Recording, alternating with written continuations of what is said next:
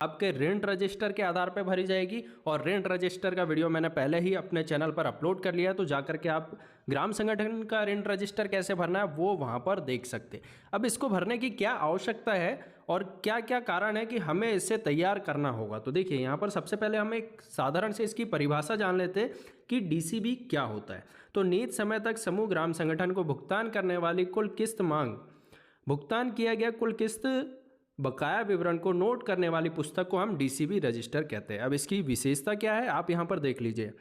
समूह भुगतान करने वाली कुल भुगतान किया गया कुल बकाया विवरण का पता चल सकता है। अब जो भी आपके ग्राम संगठन से समूह ने सीआईएफ की राशि ली होगी, आपको सीआईएफ की वापसी के बारे में इस डीसीबी रजिस्टर के माध्यम से पता चल जाएगा। दूसरी चीज़, प्रारंभ ऋण, शेष ऋण, अंतिम ऋण का यहाँ पर अंतिम शेष की राशि का आपको यहाँ पर पता चल सकता है। ऋण वापसी का आपको परसेंटेज पता चल सकता है और बकाया समूह पर क्या कार्रवाई करनी है उसमें आपको यहाँ पर आसानी होने वाली है। अब लिखने का क्या तरीका है, तो डीसीबी रजिस्टर को ऋण पुस्तक के आधार पर तैयार किया जाता है। मैंने पहले ही आपको बताया कि ऋण पुस्तक आपको यहाँ पर लिखना होगा ग्राम संगठन की। दूसरा, यहाँ पर माह में एक बार ही तैयार करना है। और डीसीबी में हमें क्या क्या चीज़ें देखने को मिलेगी, समूह का नाम, प्रारंभ ऋण राशि, शेष राशि, भुगतान करने वाली किस्त राशि, ब्याज भुगतान किया गया, किस्त राशि या फिर ब्याज बकाया, फिर उसके बाद में आपको किस्त राशि के साथ में फिर से ब्याज बताना है यहाँ पर, अंतिम शेष राशि जो कि वसूली योग्य होगी और प्रतिशत यहाँ पर आपको निकल के आ जाएगा। तो इसी प्रकार से आपको भी ये तैयार करना है। तो देखिए, तो आज के इस वीडियो में हम 3 बैठक कंटिन्यू लिखना सीखेंगे। यहाँ पर मैं आपको एग्जाम्पल के तौर पे बताऊंगा। सारी चीज़ें हमने यहाँ पर एग्जाम्पल के तौर पे ली है और कंटिन्यू 3 बैठक की जानकारी हम यहाँ पर भरना सीखेंगे।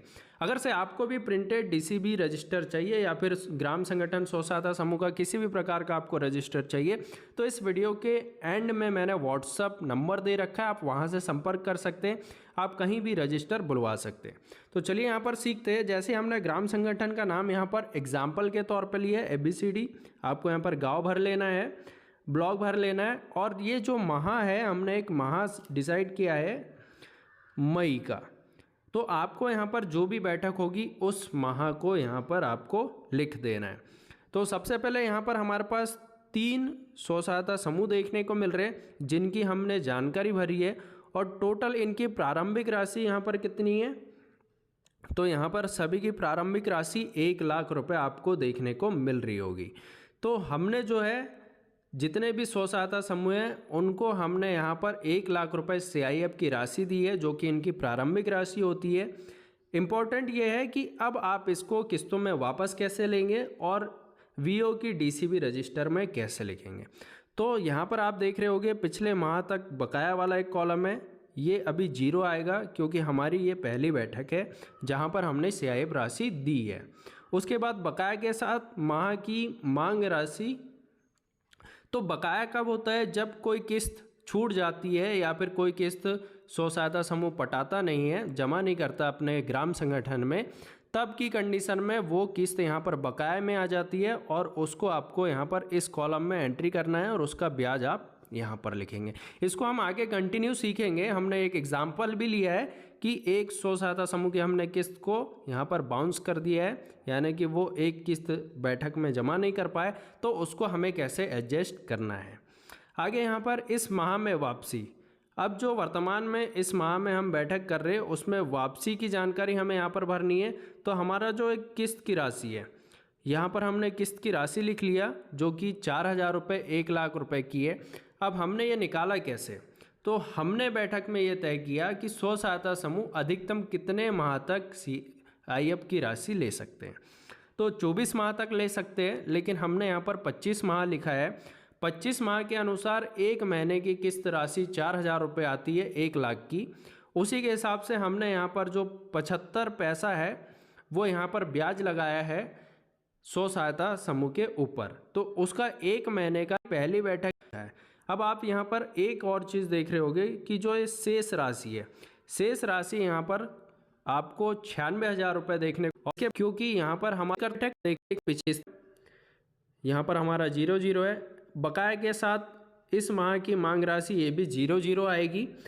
इस माह में वापसी जो राशि है वो यहाँ पर 4,000 रुपये आ चुकी। पहले समूह की आ गई, दूसरे समूह की आ गई, लेकिन तीसरे समूह की यहाँ पर नहीं आई। तो हमने उसे कैसे लिखा है, देखिए, जो दूसरा और तीसरा समूह है जिसने हमें यहाँ पर राशि नहीं दिया, उसको हमने बकाया वाले कॉलम में उसकी जानकारी लिख दी कि इनकी जो किस्त है वो टोटल यहाँ पर 4,000 रुपये बकाया हो गई और इनका जो ब्याज है ये भी यहाँ पर बकाया हो गया। अब आप एक चीज़ देख रहे होंगे कि इनकी जो शेष राशि है, जैसे कि ज्योति समूह की हम शेष ऋण राशि देख रहे, ये है यहाँ पर 92,000 रुपये, लेकिन जिस समूह ने राशि इस बैठक में जमा नहीं की उनकी यहाँ पर शेष राशि है 96,000 रुपये। तो अब आप समझ गए होंगे कि इस बैठक में 96,000 रुपये पहले ऊपर के दो समूह ने जमा कर दिए, तो 96,000 में से हमने 4,000 रुपये माइनस कर दिए, हमारा जो शेष ऋण राशि है वो आ गया 92,000 रुपये। इसी प्रकार से आपको यहाँ पर कंप्लीट करना है।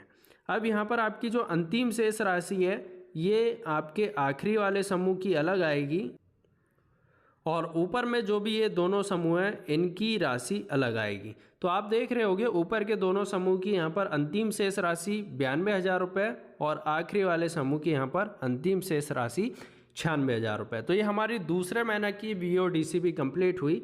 अब हम तीसरे महीने की यहाँ पर देखेंगे। तीसरा मंथ हमारा जो है कि जुलाई का आ चुका है और जुलाई के मंथ में हमने यहाँ पर DCP भरी है तीनों ही समूह की, और तीनों ही समूह की यहाँ पर प्रारंभिक राशि आपको देखने को मिल जाती है जो कि 92,000 और यहाँ पर है ये 96,000। तो अब आपको यहाँ पर देखना है कि हमने जो पिछले महीने प्रेरणा समूह की राशि नहीं जमा की थी, तो पिछले महीने तक बकाया वाले कॉलम में ये राशि आ चुकी है और ये ब्याज भी आ चुका है। अब बकाया के साथ इस माह की मांग राशि क्या होगी, क्योंकि पिछले महीने का भी हमने किस्त जमा नहीं किया और ब्याज जमा नहीं किया और इस महीने का अब हम जमा करने वाले, तो बकाया के साथ इस महीने हमारी मांग राशि दोगुनी हो जाएगी, क्योंकि पिछली किस्त और इस किस्त को हम जोड़ लेंगे। तो पिछले महीने का 4,000 रुपये, इस महीने का 4,000 रुपये, टोटल 8,000 रुपये हो गया।